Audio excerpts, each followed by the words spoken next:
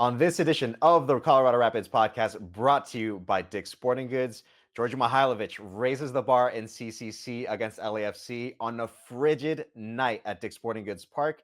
The defense holds it down in St. Louis at Energizer Park to earn a hard-earned point. And Dallas coming to town at Dick's Sporting Goods Park for the Rapids home opener. This and more on the Colorado Rapids podcast.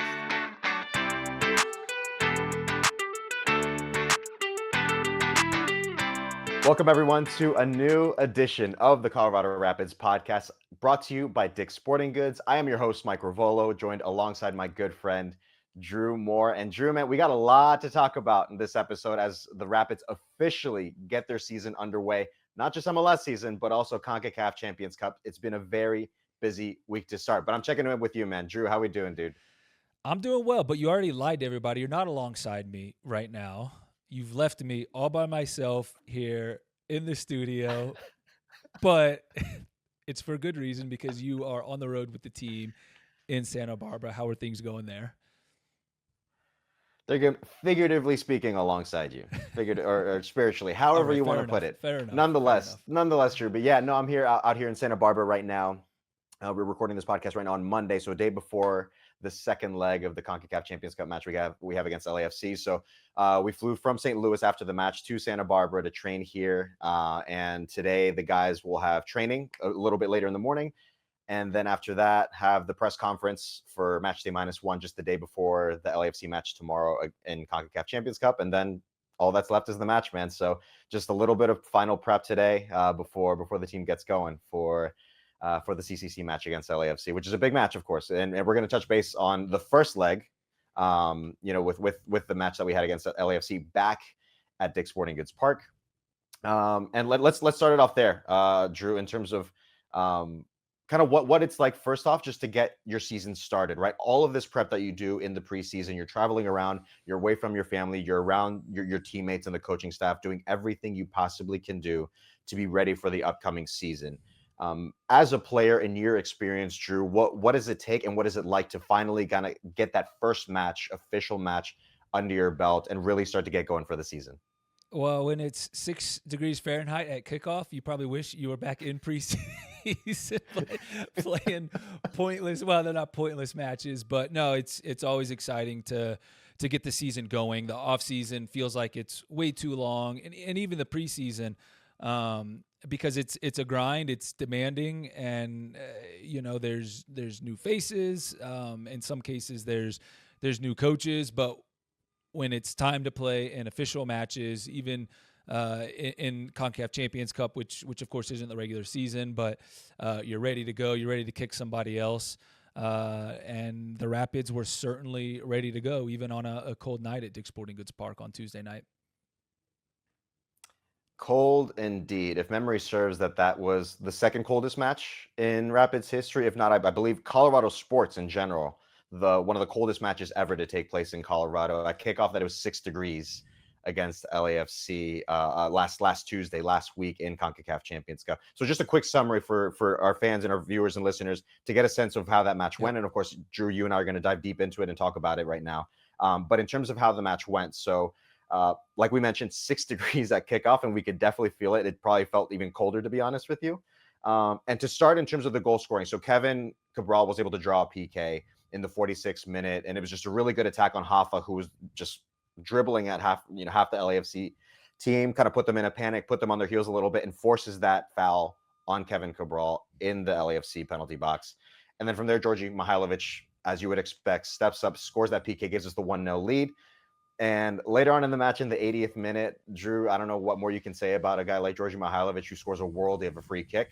If you're Hugo Lloris and you're seeing Georgi step up to the free kick, you're like, oh no, not again, because that's 2 times in 2 years now that Georgi has gotten the best of Lloris off from a free kick. A wonderful, beautiful free kick.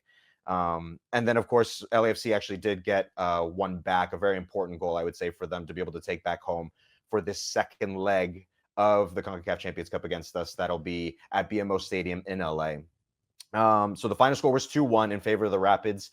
Drew, overall, what did you make of that match from what you saw against for the Colorado Rapids against LAFC? And again, what was a very frigid night?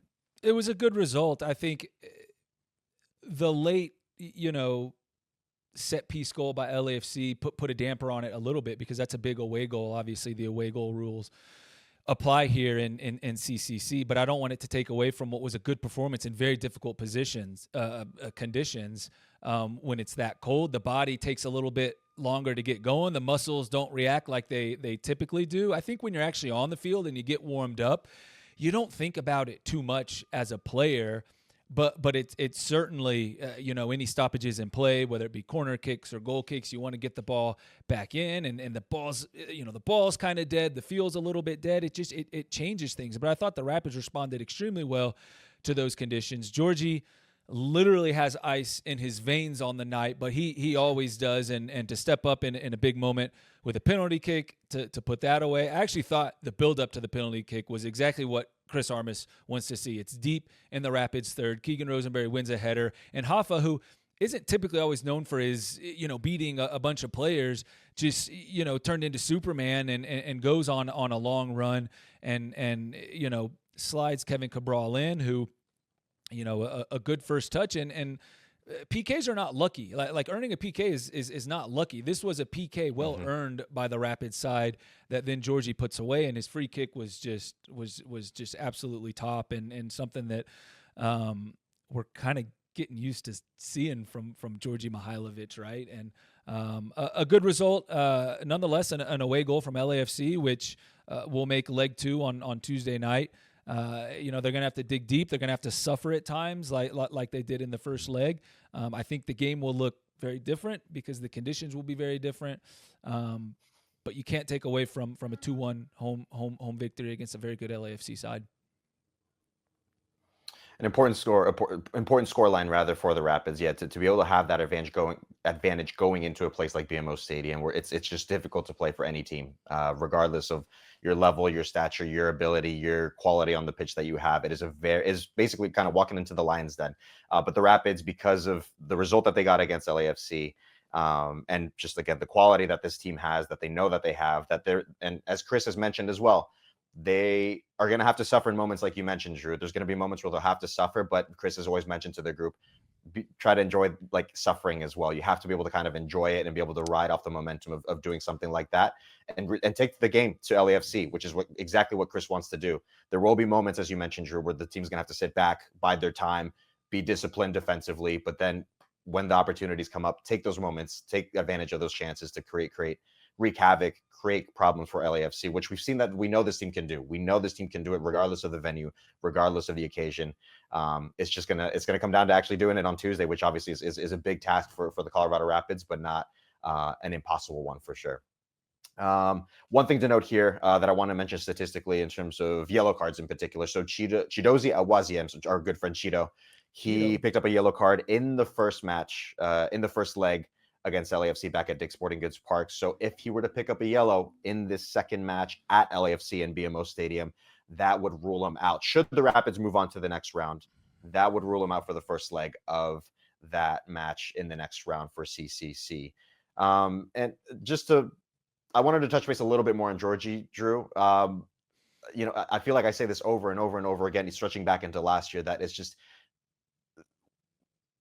he always seems to provide a reason for us to just be able to talk about him because of the quality that he oozes, the ability that he has on the ball, on set pieces, the way he influences the match. And I think the free kick was the perfect encapsulation of that, right? I had mentioned last week that for me, I think Georgie is just simply one of the best players in the league, period. Mm-hmm. But that free kick, I think, just shows just how special a player he is, how he steps up in these big moments. If you looked at like the Instagram stories of some of his teammates, all they could say was what a player.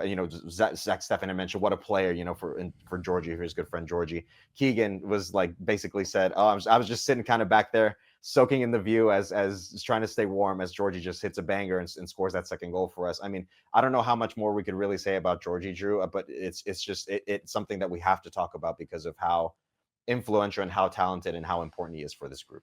Well, Georgie's somebody that, and I know we're going to talk about the Rapids attack as a whole here in a little bit, but he's somebody that even when he's not quite influencing the game through the run of play like he would like to, he steps up and buries a big penalty kick. He steps up and hits the game-winning free kick against a World Cup winning goalkeeper, right? And Mhm.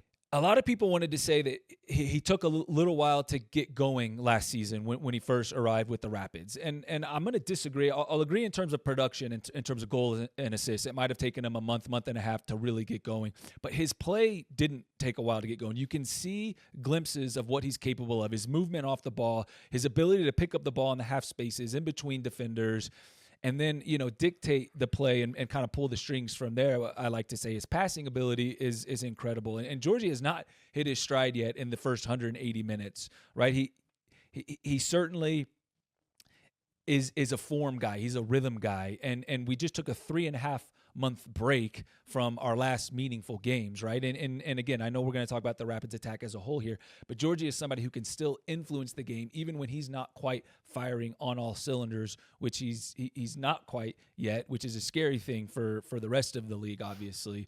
But his ability to step up in the big moments he showed in the match on Tuesday night is why you want this guy here. And I agree with you, Mike. He is, on his day, as good as 99.9% of attackers in Major League Soccer.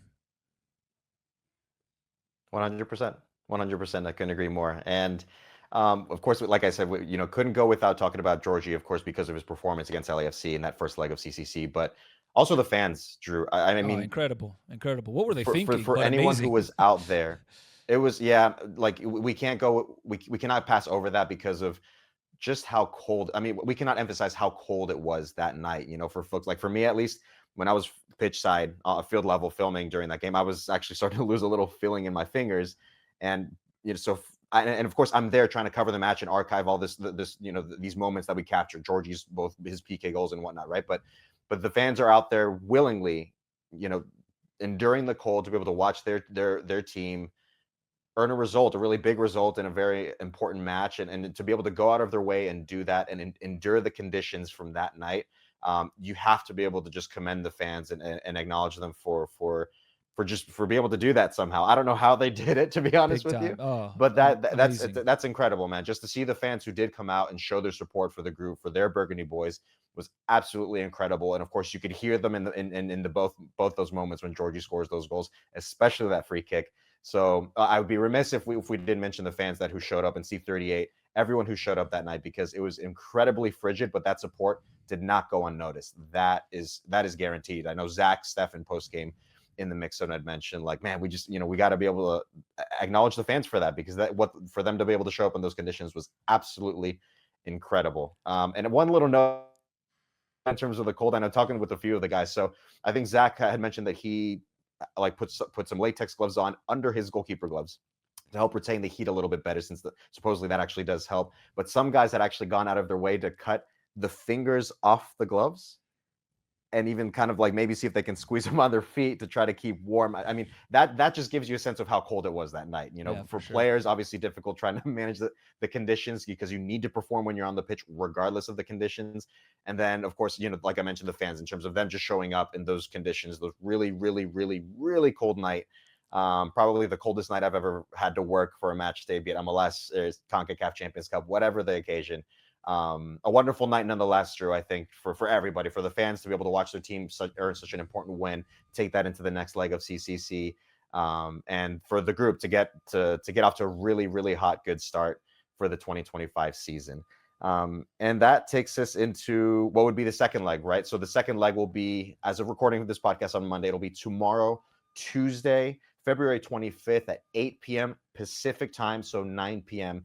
Mountain time at BMO Stadium in Los Angeles. A really, really big match coming up for the Colorado Rapids.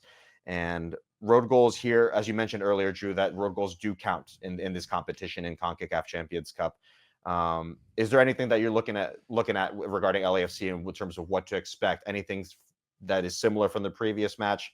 Any tweaks maybe that they make going into this match on Tuesday? I don't think LAFC is going to change a whole lot. To be fair, they brought in their strong group, what we would guess is their strong group in the first leg, right? Giroud doesn't start on the weekend in match day 1 for them against Minnesota. He came on with about 10 minutes to go after Ibobise had given them their game winner. So he was the one that started as the number 9. But for the most part, they look the same, and I think they'll look the same for the second leg. The conditions will, of course, be different. I think it lines up well for the Rapids because they do have the lead going into the second leg. Can you maybe, not necessarily sit in, but absorb some of what, LAFC will bring a lot of pressure. They'll try to get after the game right away, pin the Rapids in. Can you hit them on the counter with some of your pace in Kevin Cabral? Do you look at like a Calvin Harris possibly for this match with his pace as well? A goal is big. A road goal is big in this format, just like LAFC did here in the first leg. A road goal means LAFC has to score at least 2 goals just to send it into extra time. And so you can put some pressure on LAFC if you are maybe able to sneak an early goal on the counter or however it is. But I imagine LAFC will come guns blazing with their strongest lineup. This is a competition that MLS teams still want to be successful in. And so I think it sets up well for the Rapids, having all the pressure on LAFC, having the 1 goal lead going into the second leg, and see if you can catch them on the counter, see if you can maybe possess the ball a little bit. Because the Rapids do have some new faces, of course, which we'll talk about, but I think it sets up well for the Rapids. I think so too. Again, this is just one of those where you're walking into the Lions Den, but the Rapids are fearless. They don't care who they're playing against, especially against a strong side like LAFC, and having to do so at BMO Stadium. So it speaks to obviously the quality and the history that LAFC have created and the environment they've created there at BMO Stadium with the 3252, with their fans in general getting behind them. But again, the Rapids do not care who they play against and where they play against them. They're there to perform, create problems for the other team. And as you mentioned, Drew, it's not past them. I would not put it past the Rapids to be able to get a result and be able to move on in CCC. So a quick correction on my end in terms of tuning into the match on Tuesday. The match is 8 p.m. Mountain Time. So all my Colorado folks, viewers, listeners, 8 p.m. Mountain Time to tune into the match on FS2. And in terms of advancement scenarios, you kind of touched base on that, Drew. So with a win or a draw for the Rapids, they advance to the next round past LAFC. A 2-1 loss, strictly speaking, to the match tomorrow night in LA. If it is a 2-1 loss for the Rapids, that would be the one instance where the match would go into extra time, and if needed, penalty kicks.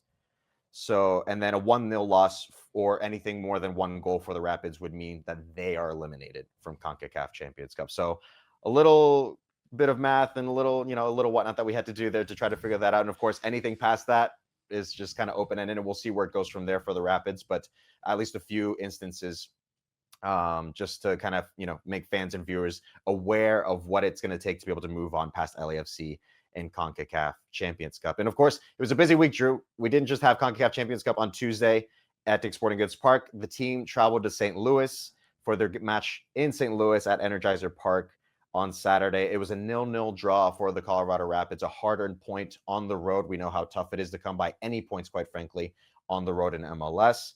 And it was, for Zach Steffen, his 30th MLS shutout. So that includes the shutouts that he got in his time with the Columbus Crew.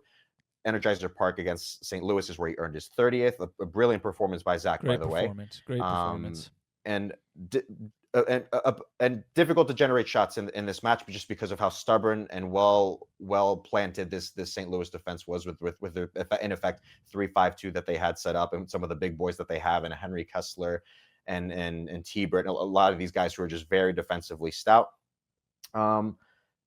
So what did you, let me just get your general thoughts to start, Drew, of what you made of that match for the Rapids in Energizer Park against St. Louis. Well, it's a good result. I think tough atmosphere, right? Energizer Park is one of the loudest, most intimidating atmospheres in this league, and there's a bunch of them these days. It's a new look St. Louis side, right? With Olaf Melborg, who is a big, strong, defensive-minded center back in his day as well in the Premier League and the Swedish national team, and they just look completely different. They have, 3 center backs, 5 at the back, difficult to break down. They're not near as direct and just gung-ho, go forward all the time, kick the ball forward, move forward. They have, the play, Edward Leuven in the middle of the park, and Hartel, who came over midsummer last season. And so they're a completely different team. And I think the Rapids, having played midweek, then go into this atmosphere, which is like a hornet's nest, and did a good job, right? Defensively, very solid. Had to absorb plenty of pressure, weren't quite firing on all cylinders offensively, and I just talked about it in attack. Man, it's going to take time for this group to gel, like it will. Look at some of the goals that were conceded in MLS this weekend, and you can just tell it takes a little bit of time for these teams to start to gel, especially in attack, right? And so I'm not worried about two shots on target in St. Louis when you defend as well as they did. I thought Chidozie and Ian Murphy were huge as center backs, and we'll get to that. But overall, you go on the road against St. Louis when you have two important matches in CCC and come away with a 0-0 draw. I don't think a whole lot of teams would be upset with that, and I don't think the Rapids are either. Not at all, Drew. And in terms of just me being there post game in the locker room when Chris was addressing the guys and just around the guys in general post game, that there was an element of frustration that maybe they felt that they could have earned the 3 points against the side. I think, again, that we mentioned is really, really stubborn defensively, that they were just really well just set up with that, in effect, 3-5-2 formation that they had with big bodies back there. Rafa Navajo, you could tell, despite some of the frustrations that were kicking between, fouls being called on him, a pass being just slightly off so that he can't get to it, the defender beats him to it, being kind of bullied a little bit by 1-2 defenders at a time. Like it was a fairly frustrating night for him, but that didn't change the fact that he's still putting in the shift that he typically does of like high press, of just being in the in defenders' faces, in players' faces on the St. Louis side. Like Hoffa still puts in a shift that, like we've talked about before, Drew, that sets the tone for the rest of the group to come up and help create that high pressure up against St. Louis. So a little bit frustrating for him, and I think the offense in general. Drew, you wanted to chime in? Yeah, I'm not worried about the offense at all. Like I said, yeah. They should be frustrated because these guys want to score goals, they want to get assists, and that's completely normal. But like I said, it took a little bit of time last year for them to gel, and then you go through a 3.5 month off season and preseason, and it's going to take a little while to gel again. But I'm not worried about it at all. But I do want to talk about this kind of new look back line that we've now seen 180 minutes of Cheeto and Ian Murphy playing together, and I think they have passed every test that's been thrown their way, right? Like so far, they know the league well. They're good ages. They know each other well because they both came over from FC Cincinnati. And when you're without who I would consider still our biggest piece from the back line, Andreas Maxu, you wonder what it's going to look like in two huge matches to start the season. And they are good defenders, man. And they're athletic, they're strong, they're smart, they defend the box extremely well. Obviously, having a goalkeeper like Zach Steffen behind you will give you a lot of confidence. But Ian Murphy and Chidozie Awaziem through 180 minutes have shown us exactly what we want to see from those two center backs. And when you have guys like Keegan Rosenberry and Reggie Cannon either side of you, man, defensively, we've been very solid. And I'll just very quickly mention Josh Atencio, who's been here for like 10 minutes, had a very, very strong debut in St. Louis as well. So I'm excited about this back line right now, if you can't tell. Plenty to be excited about, Drew, with the new pieces that we brought in. As you mentioned there, particularly with the new center back pairing that we've had these past couple matches to start the season, and Ian Murphy and Cheeto. Just as solid as you can ask for, and very impressive that they've been able to put in the performances that they've been able to do. Not because they're not, they're not able to. It's just when you come into a new team, a new club, new faces, a bunch of everything being new, and you have to get familiar with all of that, with the style of play, especially with this style of play, with as demanding as it can be under Chris Armas. It's been very impressive from those two, and just how solid they've been and what they've been able to do in 180 minutes of official 2025 season play for the Colorado Rapids. And as you mentioned in there, Josh Atencio, man, yeah, Chris had very high praise for Josh after the St. Louis match in terms of referring to him as a younger man, but carries himself like a fully grown man, if you will. with just how the performance that he put in with his very first match with the Rapids, getting plugged in immediately into the starting lineup. That performance on Saturday from Josh has so much to give us. It gives us plenty of reason to be excited about what he's going to be able to do for this club over the course of the 2025 season. And just a very important pickup for the Colorado Rapids coming over from the Seattle Sounders. We mentioned the center back pairing that we've had so far. We mentioned Josh, but let's talk about a familiar face that we've had as of last year in Zach Steffen. That this is another guy, Drew, that you just cannot stop talking about him because of the performances he continues to put in week after week after week with the big saves that he makes. If there are moments that the back line or the team gets caught in bad moments, I would say that the guys are very, very confident in having someone like Zach Steffen in goal to be able to bail them out every once in a while. No? Oh man, I would have. I played with some fantastic goalkeepers in my career, but I would love to have had Zach Steffen behind me at times, just with the way he commands his penalty area. Some top class saves on Saturday night in St. Louis. One in particular from point blank from Betcher. It's we talk about Zach Steffen on this podcast a lot, and it's deserved. It's earned, and the influence that he is in the locker room is top as well. I see a big season coming out of Zach Steffen this year, and already in 180 minutes, he's made some huge saves, and super excited for his season. And yeah, just want to finish off on Atencio as well. He's been here longer than 10 minutes. It's been like 6 days, but just super solid on Saturday night. And it was about a minute and a half into the game, and he gets the ball, and it was a positive forward touch driving through their midfield, and passes the ball forward. And when teams come, you mentioned it, Mike, to the Rapids, and especially when Chris Armas wants to play, there can be an adjustment period. He's such a professional, Josh Atencio. He looks like a full-grown man. He's big, he's strong, he's athletic. He's going to help this team out so much, right? He's a two-way player. He can be a destroyer, but he can be a provider as well. He can be a little bit of a creator at time, and I think he's really going to help Oliver Larraz and Cole Bassett and Connor Ronan free them up a little bit in attack because of the way he can be a destroyer. But those four guys, Zach Steffen, Cheeto, Ian Murphy, and Josh Atencio have been really, really solid and really exciting to see, a defensive unit come together so quickly. And it's good potential here for the 25 season. Absolutely. 100% agree on that, Drew. And again, just this is a strong basis to go off of. Again, the very first, a little bit of grace sometimes that you have to give to teams and players with it being the very first game of the season. There's always things that are going to need to be worked on or tweaked here and there, but this is a very strong basis to go off of for this Colorado Rapids side with the performances that they saw, particularly from new guys, as we mentioned in the center back pairing with Cheeto and Ian, and then of course in Josh Atencio, who just played his first match for the Colorado Rapids officially at Energizer Park against St. Louis. And I mentioned it earlier, Drew, with St. Louis, that of course, I think the guys were a bit frustrated, but again, there was still a feeling of optimism because of the performance that they put in, knowing that they could generate more chances, knowing that they're capable of doing more and could have maybe earned a result, maybe more than just the 1 point on the road against St. Louis. But Chris, just ask the guys to just say, hey, like it can be a bit frustrating, but we're going to carry on.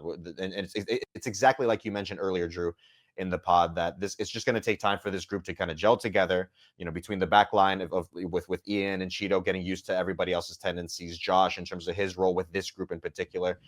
That's all going to come with time. And once these guys kind of figure out what their role is and what exactly it looks like with this group, this team, just like last year, I think is just going to be flying. Once with a little bit of time, with a little bit of experience and games under their belt all together, everything's going to eventually come together for this group. And again, like it was a slow start to last season, and at the end of the season, that the Colorado Rapids scored 61 goals on the 2024 season. So again, good things take time, as they tend to say. So that does it for St. Louis, Drew, in terms of what we saw for the Rapids against them.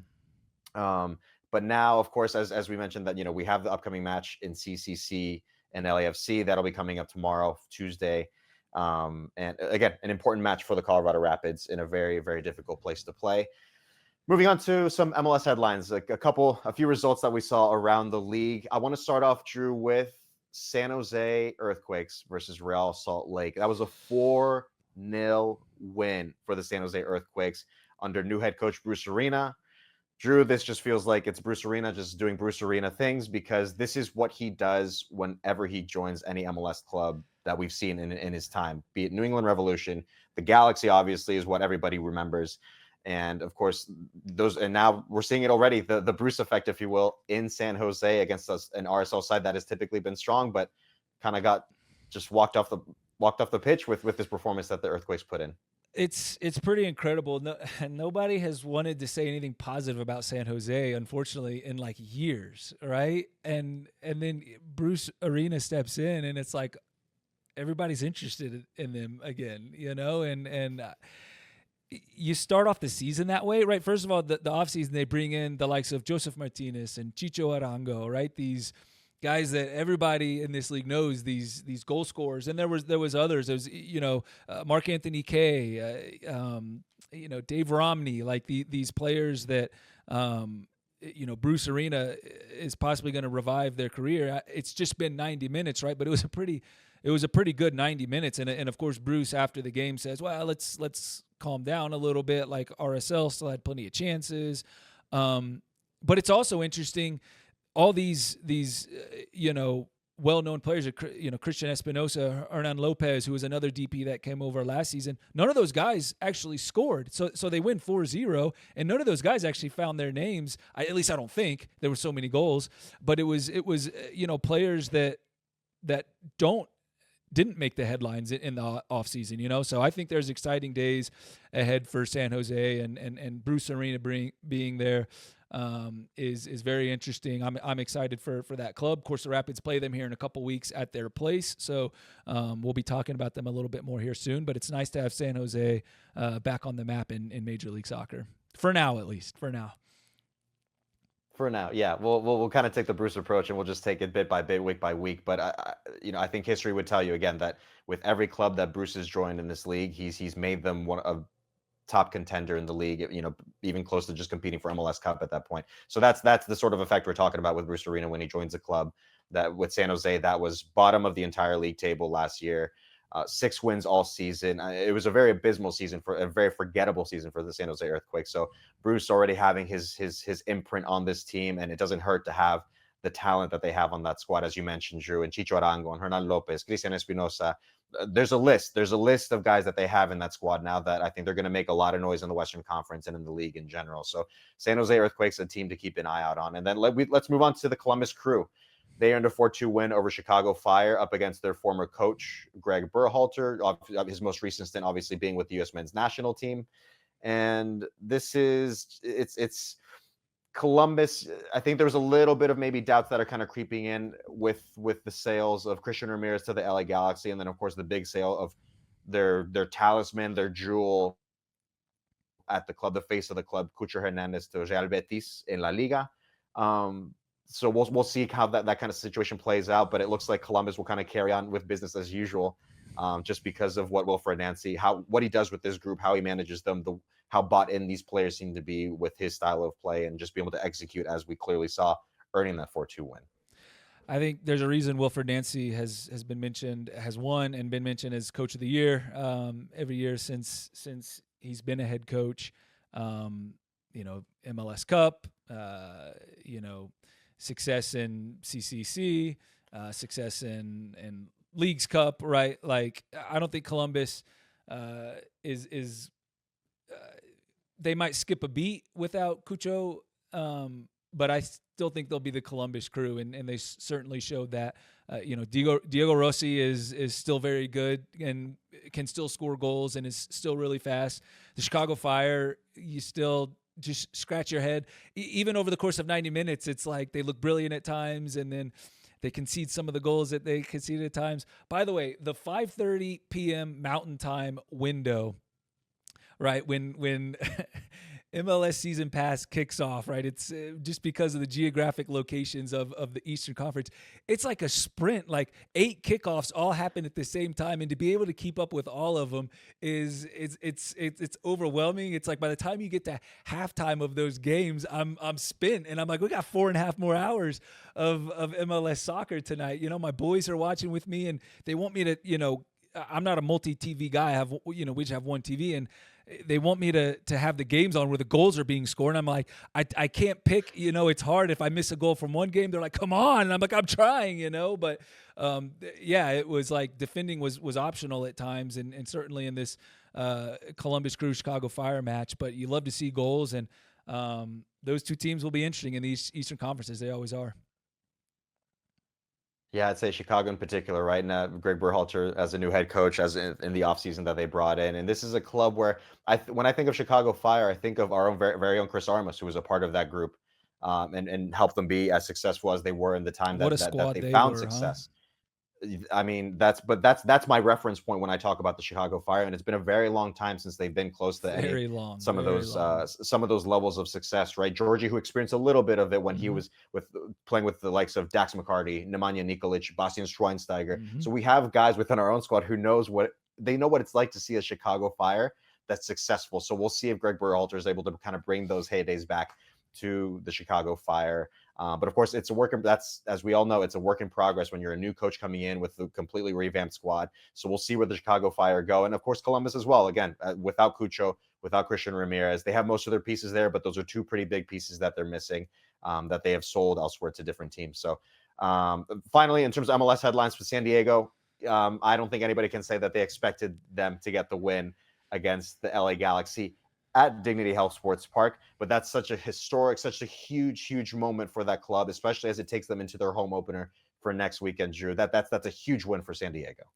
It is, and it's cool to see the new kids on the block come in and take some of the shine away from LA Galaxy, defending, of course, now defending their MLS Cup championship from last season. They're missing some big pieces though, but take nothing away from what was a pretty class 90 minutes from San Diego, and they certainly look like to have some players there. Anders Dreyer obviously getting both goals. The second goal, by the way, was really fun to watch.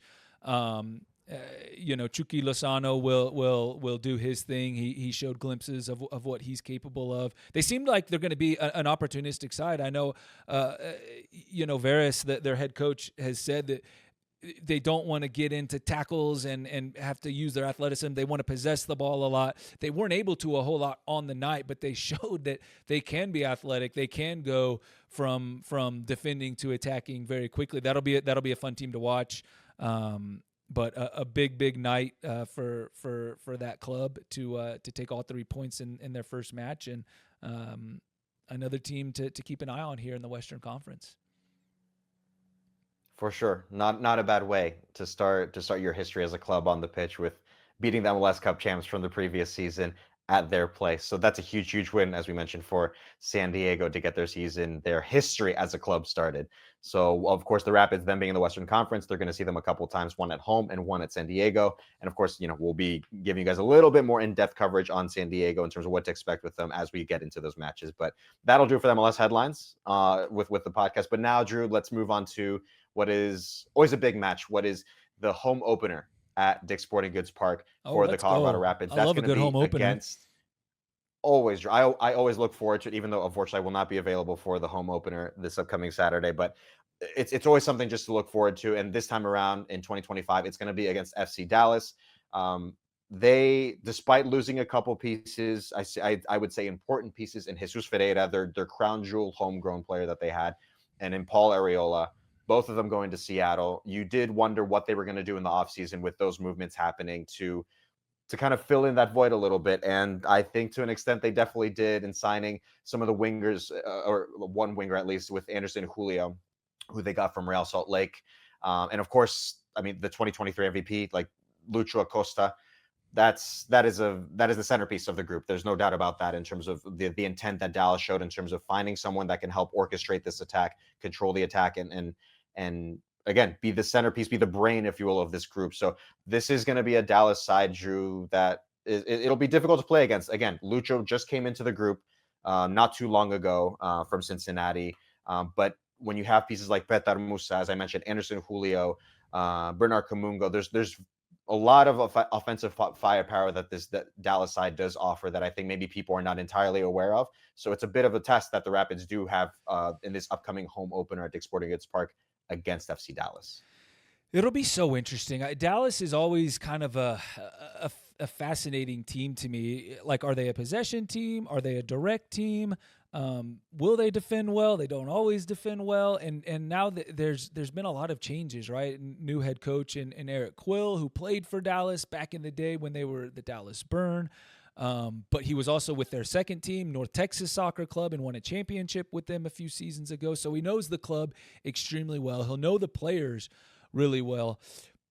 But you bring in a player like Lucho Acosta, and this has to be the main guy that you look towards in your attack. This is who you're going to build around without a doubt, right? And so I see them being more of a direct team, and especially bringing in an Anderson Julio who has pace for days, a Bernard Kamungo who's very direct and pacey as well, with a platform up front like a Petar Musa, who I don't think got enough credit for what a complete striker he is last season. I think a lot of people made a big deal about his big price tag, which it was a lot of money, although this offseason didn't seem like anymore it's that much money. But he's scored what I think 16 goals for FC Dallas if my numbers are correct, and he's much better with his feet as a tall guy. He brings his teammates into the play extremely well, and I think with those players, a Lucho Acosta, an Anderson Julio, I don't think they looked great against Houston on Saturday night, but they looked direct, they looked pacey, and they looked dangerous in attack. And they went on the road and got all 3 points against their rival in Houston. So they'll come in with a lot of confidence. But the Rapids will have to be ready for a team that looks like they're going to go route one at times, maybe sit in a little bit deeper, which a lot of teams do here at Dick's Sporting Goods Park, even early in the season. But I think they're going to look to do a lot of what they did against Houston on Saturday night, press them at times with their athleticism, but for the most part, try to hit us on the counter. Absolutely, absolutely, and yeah, of course, as you mentioned, that Houston match that they had over the weekend to start off their season at Houston, earned a 2-1 win. So they have some momentum, Dallas, coming into this match at Dick's Sporting Goods Park against the Colorado Rapids, which again will be a very competitive. It'll be a tricky match. It'll be very tricky for the Rapids just because of how Dallas looks to play at the moment. Again, some guys are just trying to gel and figure their role a little bit, particularly Lucho, as it pertains to how he fits with the group, and vice versa in terms of how they can play off Lucho. So it'll be interesting to see what Dallas does. As you mentioned, they'll tip, most teams when they come to Dick's Sporting Goods Park, they'll sit back, because the altitude definitely does take a toll on players around the 55, 60-minute mark. But we'll see kind of how Dallas is able to execute on their game plan going to Dick's Sporting Goods Park.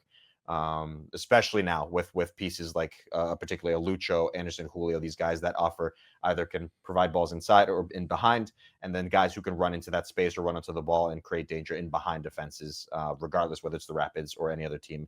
The Rapids in particular, of course, in this occasion for the home opener at Dick's Sporting Goods Park. You mentioned Petar Musa, and of course Lucho Acosta, Drew, as a couple guys that we need to watch on the Dallas side of things, that the Rapids will need to be mindful of.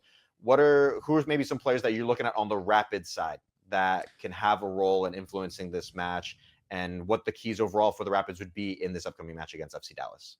Yeah, I think in terms of keys, man, like I just mentioned, when teams bring in a Lucho Acosta, this is going to be the centerpiece of their attack. And so I think as much as you can disrupt him, right, whether it's denying service into him, being physical with him, can you foul him at times? Can you kick him at times? Can you leave one on him, right? Like, let him know this, like, you're not going to come in here and unbalance us on the dribble and have a bunch of time and space. We're going to disrupt your connection with Petar Musa, your number 9, who I know you want to get the ball into because he's a very good, target number 9 that's going to bring in these pacey players around him. I think anytime you can disrupt a Lucho Acosta, and like I said, he wasn't great against Houston on Saturday night because he's new. He hasn't been there very long, but you have to disrupt that. And in terms of going the other way, you have to be direct. You have to get this team running back towards their own goal. If they want to sit in a little bit, that's fine. Can you be dynamic?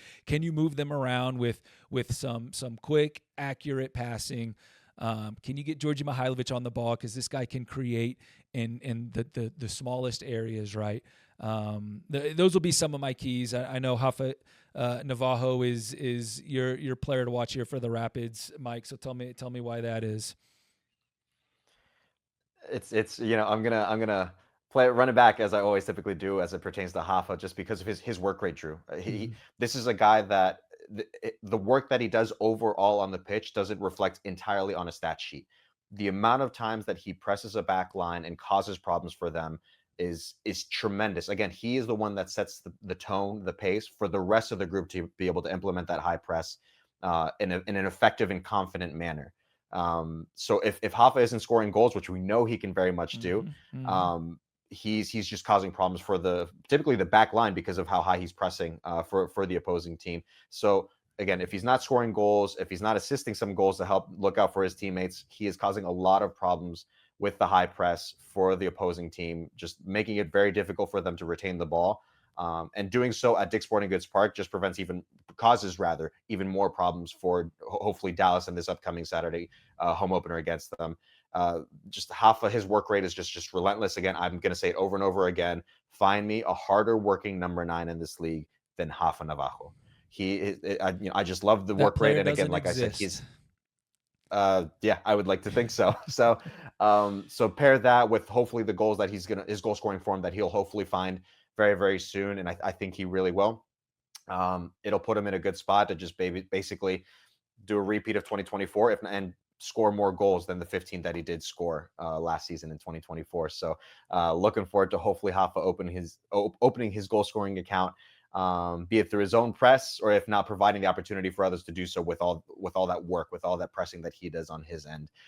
So definitely Hoffa is my guy to kind of keep an eye on for Saturday against FC Dallas.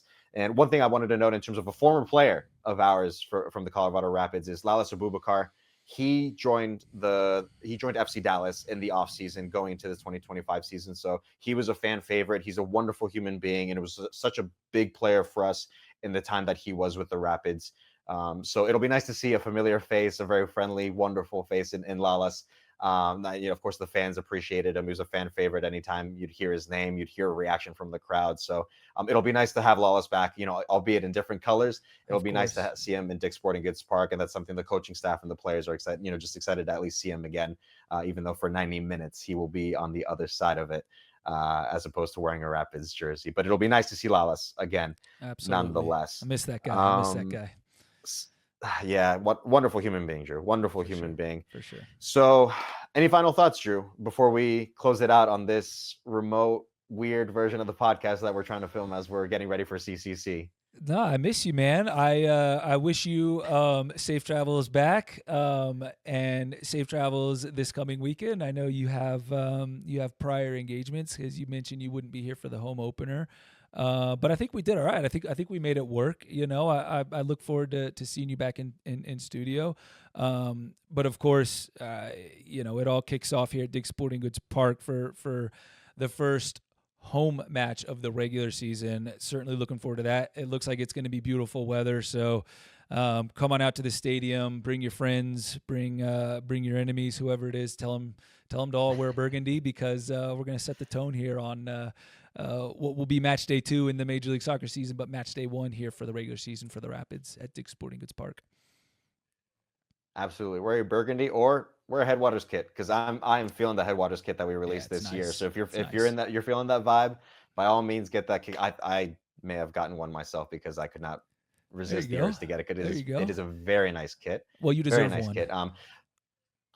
Well, I got it myself. I was willing to do it because it was a very nice kit. Like I said, I could not resist the urge to do so. But that FC Dallas match, let me mention just for everybody who, if you cannot make it to Dick's Sporting Goods Park to catch the home opener against FC Dallas, you can catch it on MLS Season Pass on Apple TV. That is going to be at 7:30 p.m. Mountain Time. So be sure to catch it on MLS Season Pass. If not, join us at Dick's Sporting Goods Park as we take on FC Dallas for our home opener, for our for what is our 30th season as an original MLS club. That's crazy to 30, think, Drew. the big 30 years of 30. MLS, 30 years of the Colorado Rapids, and still more history to come, still more history to build for this club and for this league in general. So that's going to do it for us for this edition of the Colorado Rapids podcast. Of course, Drew, always good to have you on. I'll be joining you in the studio next time around.